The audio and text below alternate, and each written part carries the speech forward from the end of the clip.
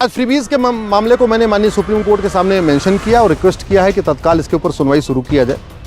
2 जजों की बेंच से मामला 3 जजों की बेंच को रेफर हो गया है, इसलिए 3 जजों की बेंच बनाना बहुत ज़रूरी है। जब मैंने ये PIL फाइल किया था उस समय भारत के ऊपर 150 लाख करोड़ का कर्जा था और ये मामला अभी कोर्ट में पेंडिंग है और इस समय भारत के ऊपर जो कर्जा है वो 250 लाख करोड़ का हो चुका है। भारत का बच्चा जो पैदा होता है वो भी 1.5 लाख के कर्जे में पैदा हो रहा है, इसलिए इस मुफ्तखोरी को रोकना ज़रूरी है, फ्रीबीज को रोकना ज़रूरी है। जब सरकार जनता के लिए फ्री की रबड़ी बांटती है, यानी मुफ्त में कोई भी योजना निकालती है, तो इसमें सरकार को कर्जा उठाना पड़ जाता है। आपने कभी सोचा है कि जो सरकार एक छोटी से छोटी माचिस का जनता से टैक्स लेती है, वो जनता के लिए फ्री में कुछ कर सकती है? अगर आपकी ये भूल है कि सब फ्री में होता है, तो आप गलत है। सरकार जो आपको फ्री में देती है, वो सच में फ्री नहीं होता है। दरअसल इस फ्री की कीमत सरकार को और आपकी आने वाली जनरेशन को चुकानी पड़ेगी। अगर सरकार अपनी कमाई और जरूरत से ज्यादा खर्चा आपको कुछ फ्री में सुविधा देने के लिए करेगी, तो फिर सरकार को उधार लेना पड़ेगा।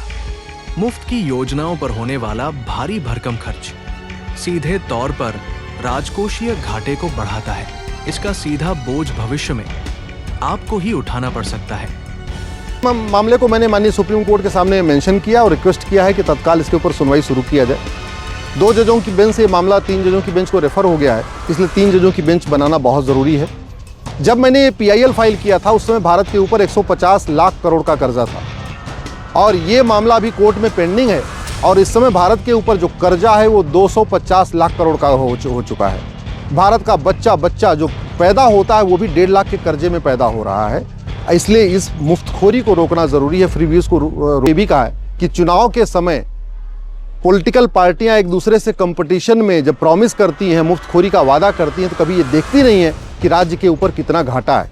छोटे छोटे राज्य भी 3-3 लाख करोड़ के कर्जे में है। दिल्ली जैसा छोटा सा राज्य भी आज की डेट में 75,000 करोड़ के कर्जे में है।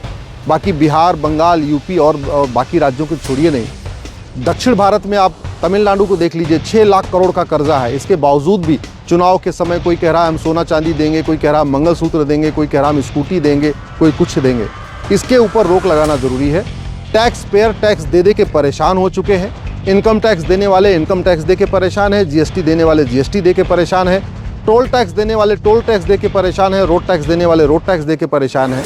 लोग इस टैक्स के मकड़जाल से परेशान हो चुके हैं, लोगों का खून चूसा जा रहा है। इसके बावजूद भारत के ऊपर कर्जा कम नहीं हो रहा है, क्योंकि पॉलिटिकल पार्टियां एक दूसरे से कंपटीशन कर रही है मुफ्तखोरी को बढ़ाने में।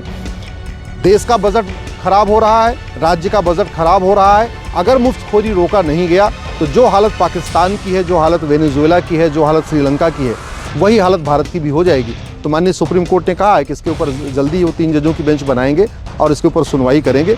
हमारा ये कहना है कि रोटी कपड़ा मकान तो आप मुफ्त में दीजिए, लेकिन रोटी कपड़ा मकान के बाद आप शिक्षा मुफ्त में दे दीजिए, आप चिकित्सा मुफ्त में दीजिए, दवा मुफ्त में दीजिए। लेकिन स्मार्टफोन, स्कूटी, कैश ट्रांसफ़र, 2-2 हज़ार रुपये महीने में ट्रांसफ़र करना, ये जो चल रहा है इसको रोकना ज़रूरी है। नहीं तो भारत अगले 10 से 15 साल के अंदर इतना ज़्यादा कर्जा हो जाएगा, पूरी इकोनॉमी कोलैप्स हो जाएगी। लोग यहाँ पे आके अपना पैसा नहीं लगाएंगे, विदेशी फंडिंग बंद हो जाएगी। जो बाहर से लोग आ रहे हैं, कंपनियाँ आ रही हैं, जो यहाँ FDI आ रहा है, वो रुक जाएगा अगर भारत का कर्जा नहीं। मुफ्त में मिली हर चीज गलत नहीं है, लेकिन कोई राज्य सरकार पहले से कर्जे में हो तो फिर आप ये कैसे सोच सकते हैं कि वो आपको सब कुछ फ्री में देकर राज्य का विकास कर सकती है।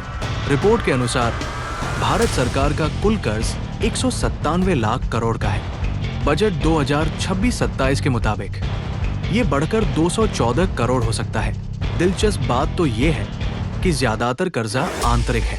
विदेशी संस्थाओं से लिया गया कर्जा 3.5% है, जो कि बहुत कम है। 96.5% कर्जा सरकार ने देश के अंदर बैंक, बीमा कंपनियों और नागरिकों से लिया गया है।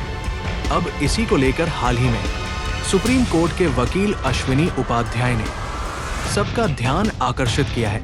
आपकी इस बारे में जो भी राय हो तो कमेंट में जरूर लिखिए। जानकारी अगर अच्छी लगी हो तो वीडियो को लाइक शेयर अवश्य कीजिए। ऐसे ही इंफॉर्मेटिव अपडेट पाने के लिए हमारे YouTube channel information for India को सब्सक्राइब करना ना भूलें।